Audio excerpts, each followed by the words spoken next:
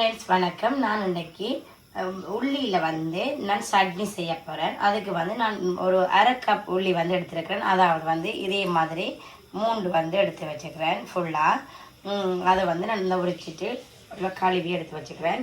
அதே மாதிரி ஒரு 10லேருந்து 15 வந்து அது நீங்கள் இதில் வந்து அரை கப் எடுத்தீங்கண்டா உள்ளி, இதில் வந்து 1/4 கப் எடுங்க. அதே மாதிரி நான் 10லேருந்து 15 மிளகாய் எடுத்து வச்சுக்கிறேன். தேவையான அளவு ஒரு சின்ன ஒரு கொஞ்சம் புளி வந்து நாங்கள் சேர்த்தோம்னா ஓகே. அதே மாதிரி தேவையான அளவு உப்பு வந்து சேர்க்க போகிறோம். நல்லெண்ணெயில் இது நீங்கள் செய்தீங்கன்னு சொன்னால் இந்த உள்ளி சட்னி வந்து இன்னும் பெஸ்ட்டாக டேஸ்ட்டாக இருக்கும். இப்போ செய்முறைக்குள்ள போவோம். இப்போ பார்த்தீங்கன்னா நான் சட்டி சூடாயிட்டு 2 மேசக்கரண்டி வந்து நான் நல்லெண்ணெய் வந்து சேர்க்குறேன். அதோட நான் வந்து இப்போ உள்ளியை வந்து அதில் வந்து சேர்க்க போகிறேன்.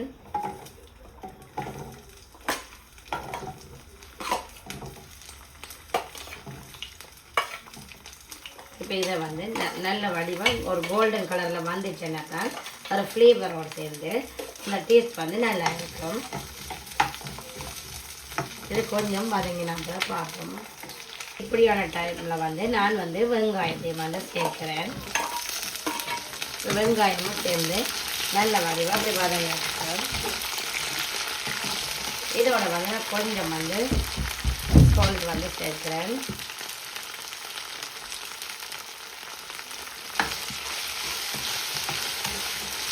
நல்ல வடிவாக கலர் சேஞ்ச் பண்ணி வந்துட்டேனப்போ அந்த சட்னியும் வந்து நல்லா டேஸ்ட்டாக இருக்கும்.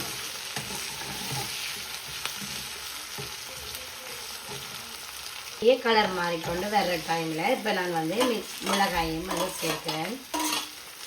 அதுவும் வந்து நல்ல வடிவாக பொரிஞ்சு வரணும். இப்போ தான் நல்லா டேஸ்ட்டாக இருக்கும். அப்போ இதுவும் கொஞ்சம் கலர் மாதிரி வரணும். வெயிட் பண்ணுவோம். பார்த்தீங்கன்னா நல்ல வடிவாக வதங்கி வந்துட்டு இதோட வந்து இந்த புளியையும் வந்து கொஞ்சம் புளி வந்து சேர்ப்போம். அந்த புளியையும் வந்து இந்த நல்லெண்ணெயிலேயே நல்ல வடிவாக எப்படி நல்லபடியாக மிக்ஸ் பண்ணிவிட்டு ஒரு 1 மினிட்டில் அடுப்பை வந்து நிப்பாட்டிட்டு நாங்கள் இதை நல்ல வடிவாக ஆற விடணும். ஆற விட்டுட்டு நல்லா ஆறினா பிறகு இதை பேஸ்ட் பண்ணி எடுத்தோம்னா ஓகே. இப்போ பார்த்தீங்கன்னா சட்டி வந்து இன்னும் நல்லா சூடாகிட்டுது. நான் கடுகு உளுந்து எடுக்கிறேன். என்னென்னு சொன்னால் ஆல்ரெடி வந்து அடித்து வச்சுக்கிற பேஸ்ட்டுக்கு வந்து நான் இப்போ தாளித்து போடுறதுக்காண்டி அதோட நான் வந்து சேர்க்கிறேன். பார்த்தீங்கன்னா அந்த பேஸ்ட் நாங்கள் அடித்து வச்ச பேஸ்ட் எல்லாத்தையும் நான் வந்து இப்போ சேர்ப்போம்.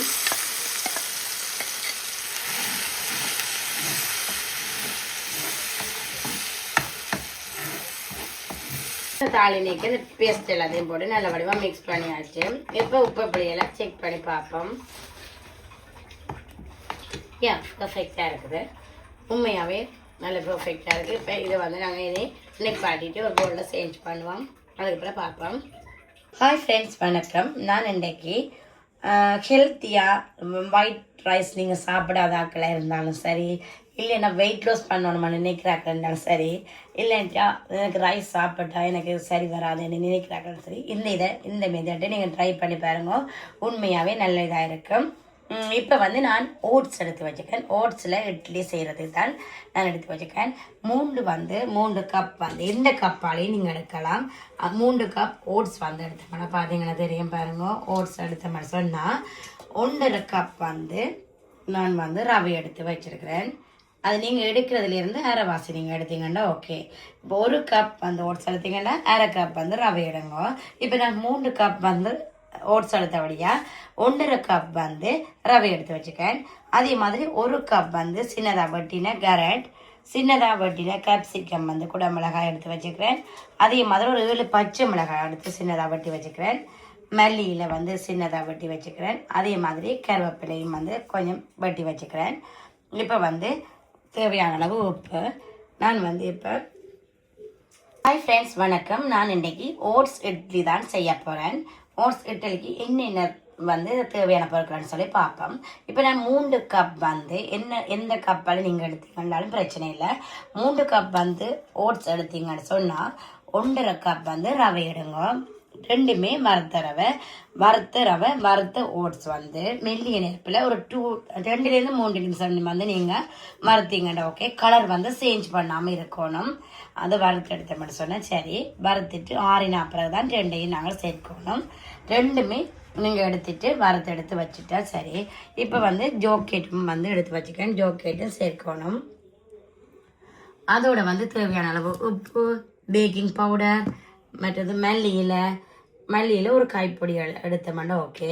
அதே மாதிரி வந்து பச்சை மிளகாய் வந்து ஒரு 7 பச்சை மிளகாய் எடுத்து சின்னதாக வெட்டி வச்சுக்கிறேன். அதே மாதிரி ஒரு பெரிய கேரட் எடுத்து சின்னதாக வெட்டி வச்சுக்கிறேன். அதே மாதிரி கேப்சிகம் குடமிளகாய் வந்து எடுத்து அதையும் சின்னதாக வெட்டி வச்சிருக்கிறேன். மற்ற கருவேப்பிலையும் இருக்குது. இப்போ வந்து செய்முறைக்கெல்லாம் போவோம். பார்த்தீங்கன்னா இப்போ இது வந்து நல்லா ஆறிட்டுது. இப்போ நான் அதை வந்து நல்ல வடிவாக இப்படி பவுடர் பண்ணி எடுக்கணும். ஓட்ஸ் வந்து ஆறினா பிறகு நாங்கள் மிக்ஸி ஜாரில் போட்டு பவுடர் பண்ணி எடுத்தோம்னா ஓகே. பவுடர் பண்ணி எல்லாம் எடுத்த பிறகு பார்ப்போம். பார்த்தீங்கன்னா இந்த ஓட்ஸ் எல்லாத்தையும் பார்த்தீங்கன்னா நல்ல வடிவாக அடிச்சுட்டு வந்துட்டேன். இதோட நான் வந்து எடுத்து வச்சுருக்கிற ரவை எல்லாத்தையும் நான் சேர்க்கிறேன். அதையும் வடிவாக சேர்த்து எல்லாத்தையும் மிக்ஸ் பண்ணுவோம். தேவையான அளவு வந்து நாங்கள் இதில் உப்பு வந்து சேர்ப்போம்.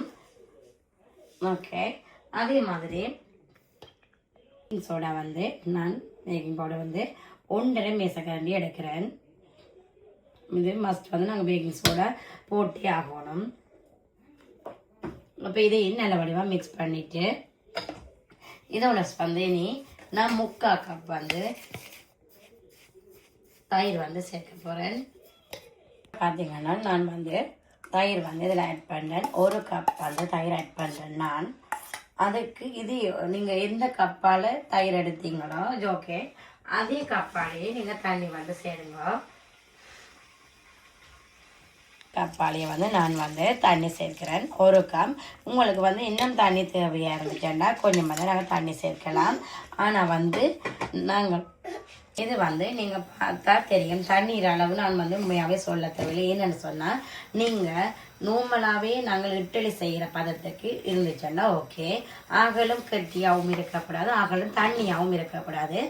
இப்போ வந்து எனக்கு தண்ணி போதாமல் இருக்கிறபடியே நான் சேர்க்கிறேன் கொஞ்சம். நீங்கள் அதிக பக்குவத்துக்கு நீங்கள் எடுத்துக்கிட்டா கரெக்டாக வரும். அதாவது நார்மலாக நாங்கள் இட்லி எடுக்கிற பதத்துக்கு வந்து நாங்கள் மிக்ஸ் பண்ணி எடுத்தோம்னா ஓகே. எல்லாம் மிக்ஸ் இப்போ பார்த்தீங்கன்னா இப்படி நல்ல வடிவாக மிக்ஸ் பண்ணியாச்சு. இப்போ இந்த டைமில் வந்து நான் இப்போ எல்லாம் கட் பண்ணி வச்சுக்கிற எல்லா இதுகளையும் வந்து நான் ஆட் பண்ணுறேன். ஓகே. இதை எல்லாத்தையும் நல்ல வடிவாக ஆட் பண்ணிவிட்டு நான் வந்து இனி எல்லாம் மிக்ஸ் பண்ணுவோம். பார்த்தீங்கன்னா இப்படி நல்ல வடிவாக மிக்ஸ் பண்ணுவோம். மிக்ஸ் பண்ணிவிட்டு இது ஆகலும் கெட்டியான தன்மையாக இருந்துச்சுன்னா நீங்கள் கொஞ்சம் வந்து தண்ணி எண்ணம் எடுக்கலாம். அப்போ தான் அது வந்து உள்ளுக்குள்ள வடிவாக அவிஞ்சு வருமே. அகலும் வந்து திக்காக இருந்தாலும் அது அவியாது வடிவாக. இப்போ இதோட வந்து கொஞ்சம் வந்து நான் தண்ணி சேர்க்கிறேன். இப்போ இனி வந்து அப்படி வடிவாக மிக்ஸ் பண்ணுவோம். பார்த்தீங்கன்னா தெரியும் இந்த இதே மாதிரி இருந்துச்சுன்னு சொன்னால் ஓகே. இந்த பக்குவத்தில் இருந்துச்சுன்னா ஓகே. இப்போ இது எல்லாத்தையும் நல்ல வடிவாக மிக்ஸ் பண்ணிவிட்டு நான் வந்து இதோட 15 நிமிஷம் வந்து இப்படியே மூடி விட போகிறேன். 15 நிமிஷத்துக்கு பிறகு எல்லாத்தையும் வந்து நாங்கள் இட்லி சட்டியில் ஊற்றிட்டு எல்லாமே இட்லி ரெடி. இப்போ பார்த்தீங்கன்னா ஃப்ரெண்ட்ஸ் இந்த எல்லாமே இட்லி வந்து ஓட்ஸ் இட்லி வந்து ரெடியாக இருக்குது. அதே மாதிரி உள்ளி சட்னியும் வந்து ரெடியாக இருக்குது. நான் சொன்ன அளவின்படி நீங்கள் செய்து பாருங்கள். உண்மையாகவே பர்ஃபெக்டாக வரும். நல்ல அதே மாதிரி டேஸ்ட்டும் வந்து நல்லா இருக்கும். நான் வீடியோக்காக சொல்லல, உண்மையாகவே நல்லா இருக்கும். நான் ட்ரை பண்ணிட்டு தான் இதை செய்கிறேன். அந்த அளவு தான் சொல்கிறேன். உண்மையாக நல்லா இருக்கும். இதே மெத்தட் நீங்கள் செய்யுங்க. உங்களுக்கு தேவைன்னு சொன்னால் இதில் வந்து அளவுகள் எல்லாமே நான் டிஸ்கிரிப்ஷனில் வந்து பின் பண்ணி விடுறேன். நீங்கள் அதை பார்க்கலாம். அதே மாதிரி இந்த வீடியோவை பார்த்துட்டு இருக்கிற எல்லாருக்குமே தேங்க்யூ ஸோ மச். ரீசெண்டாகவும் இந்த வீடியோ வந்து சப்ஸ்கிரைப் பண்ணிக்கோங்க. சப்ஸ்கிரைப் பண்ணின எல்லோருக்குமே தேங்க்யூ ஸோ மச். அதே மாதிரி ரீசெண்டாகவும் சப்ஸ்கிரைப் பண்ணிக்கோங்க எல்லோருக்குமே தேங்க்யூ ஸோ மச். அதே மாதிரி ப்ளீஸ் எல்லா உறவுகளுமே ப்ளீஸ் எனக்கு சப்ஸ்கிரைப் பண்ணுங்க, லைக் பண்ணுங்க, கமெண்ட் பண்ணுங்க. அது வந்து எனக்கு ஒரு மோட்டிவேஷனாக இருக்கும். அதே மாதிரி நான் நிறைய வீடியோக்கள் வந்து செய்கிறதுக்கு வந்து இன்னும் எனக்கு ஹாப்பியாக இருக்கும். அதே மாதிரி திரும்பவும் நான் உங்களுக்கு இந்த வீடியோவை உங்களோட டைமை ஸ்பெண்ட் பண்ணி என்னோட வீடியோவை வந்து இருந்து பார்த்துருக்க எல்லோருக்குமே இந்த மனமார்ந்த நன்றிகள் திரும்பவும் நான் சொல்கிறேன். Thank you so much. மாதிரி என்ன வீடியோக்கு உங்களுக்கு வேணுமென்னு சொன்னாலும் நீங்கள் கமெண்ட் பண்ணுங்க. கட்டாயம் நான் வந்து எனக்கு தெரிஞ்சதை வந்து கட்டாயம் நான் உங்களுக்கு செய்து காட்டுவேன். நார்மலாக இதே மாதிரி செய்வீங்க, பிகினர்ஸுக்காக வேண்டி தான் நான் சொல்கிறேன். இதே மாதிரி நீங்கள் வேறு யாராவது ட்ரை பண்ணாமல் இருந்தாலும் மஸ்ட் வந்து இதை ட்ரை பண்ணி பாருங்க. நல்ல டிஃப்ரெண்ட்டாகவும் டேஸ்ட்டாகவும் இருக்கும். இந்த வீடியோ பார்த்துட்டு எனக்கு தேங்க்யூ ஸோ மச். அடுத்த வீடியோவில் சந்திக்கிறேன். தேங்க்யூ, பாய்.